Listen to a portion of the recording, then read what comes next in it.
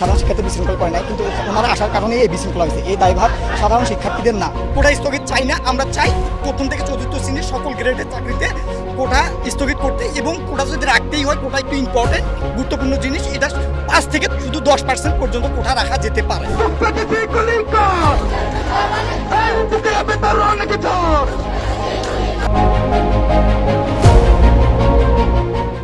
দুই হাত প্রসারিত, খালি বুক, সামনে সশস্ত্র পুলিশ।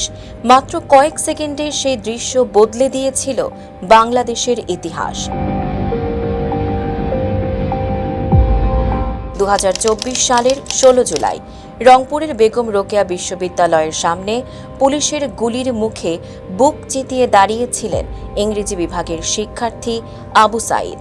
তারপর ভেসে আসে গুলির শব্দ, মুহূর্তেই লুটিয়ে পড়েন তিনি। কিন্তু মাটিতে পড়ে গেলেও দাঁড়িয়ে যায় পুরো বাংলাদেশ।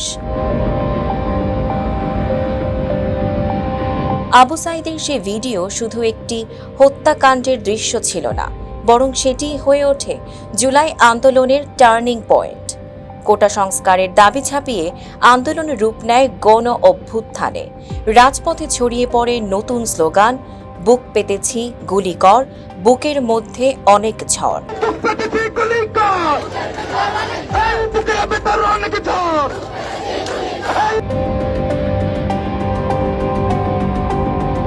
আজ সেই 16 জুলাইয়ের 2 বছর। রাষ্ট্র দিনটিকে জুলাই শহীদ দিবস হিসেবে পালন করছে। রায়ের বাজারের জুলাই শহীদ গণকবর থেকে শুরু করে রংপুরের আবু সাঈদ চত্বর, দেশজুড়ে শ্রদ্ধা জানানো হচ্ছে জুলাইয়ের শহীদদের। রাষ্ট্রপতি ও প্রধানমন্ত্রী তাদের বাণীতে আবু সাঈদের আত্মত্যাগকে জুলাই গণ অভ্যুত্থানের প্রেরণা হিসেবে স্মরণ করেছেন। এদিকে আবু সাঈদ হত্যা মামলায় আন্তর্জাতিক অপরাধ ট্রাইব্যুনাল ইতোমধ্যে রায় দিয়েছেন। 2 পুলিশ সদস্যকে মৃত্যুদণ্ড সহ 30 জনের বিরুদ্ধে বিভিন্ন সাজা ঘোষণা হয়েছে। ইতিহাসে অনেক আন্দোলনেরই একটি মুখ থাকে।